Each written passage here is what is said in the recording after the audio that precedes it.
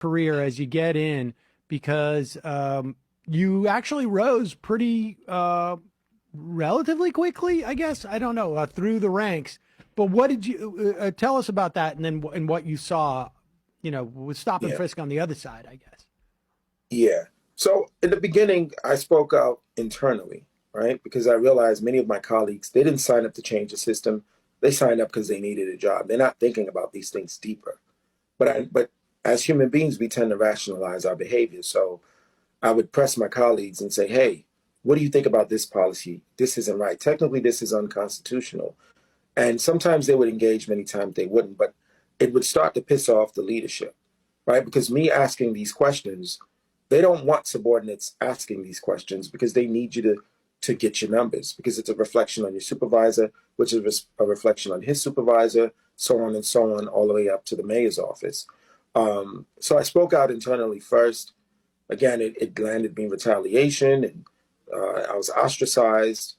Um, but in so again, 7 years ago, I joined other officers in a what we hope would be a class action lawsuit to finally get rid of these quotas and the discrimination in the policies that the leadership comes up with.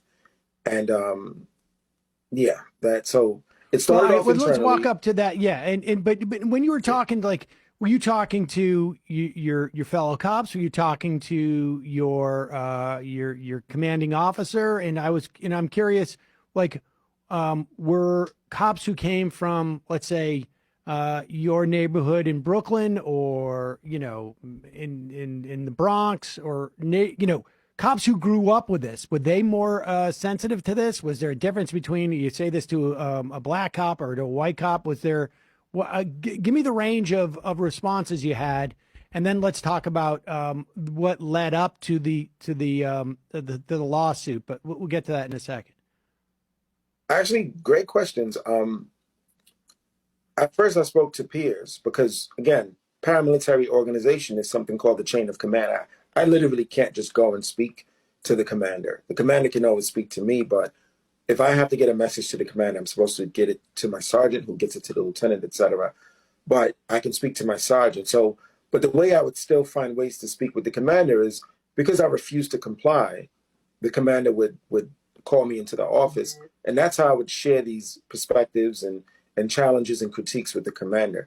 But it started off just speaking to peers in the same rank, and my sergeant would either be within earshot, or if my sergeant was to question me about why I'm not consistently meeting the quotas, that's when I essentially found my footing to make my point. Okay, and then and so you're not getting you're performing well, but you're not getting any of the promotions that someone with your record would have gotten. And at that Well, point, go ahead. no, I'm saying, well, according to them, I'm not performing well because I'm not consistently meeting the quota.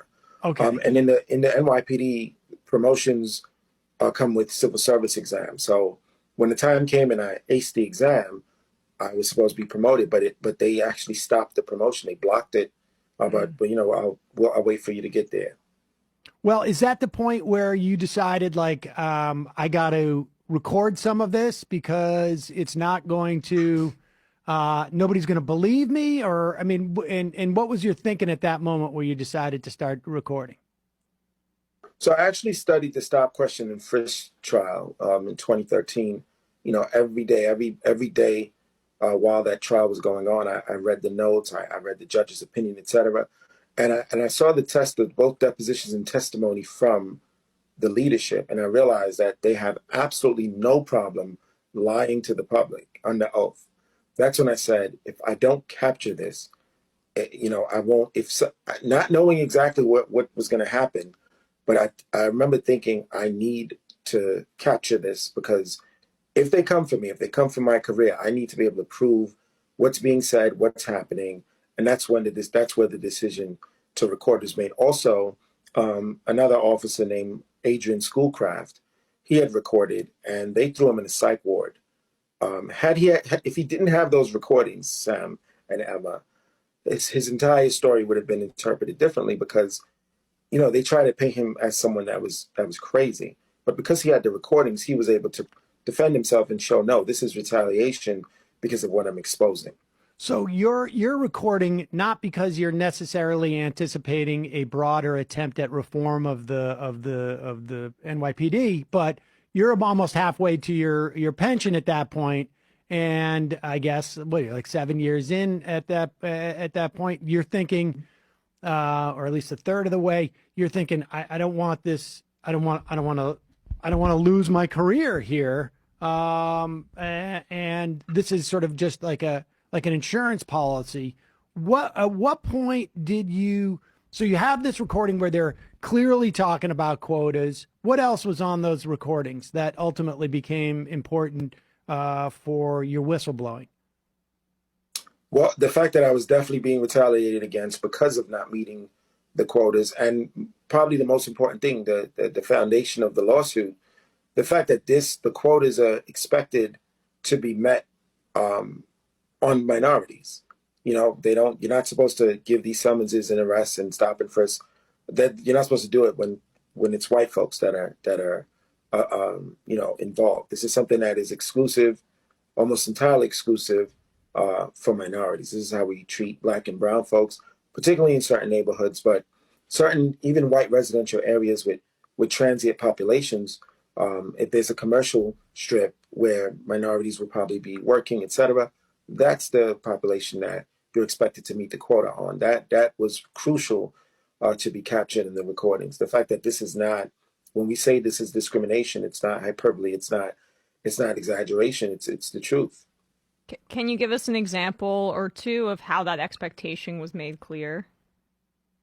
Well, a commander in 2015, if you issued a summons to someone who was white, you had to come into his office and explain why you were going for what he called soft targets, right? He wanted you to meet your quota on hard targets, which were people that look like me.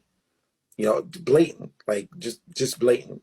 There was an officer named Michael Birch who is Hispanic, white passing, and that same commander was a lot more comfortable in telling him you need to target male blacks and male Hispanics. That same commander, even with me, shockingly, was comfortable enough to say that for the same things that we arrest black and brown folks, we shouldn't arrest Asian and white folks. And just I couldn't believe he said it with me in the room, but he said it in his own words, it wouldn't fly to arrest an Asian woman for something that we arrest a young black male for. And it's almost unbelievable. Yeah, it is. Yeah. I mean, it's incredibly like I don't know, on the nose, I guess.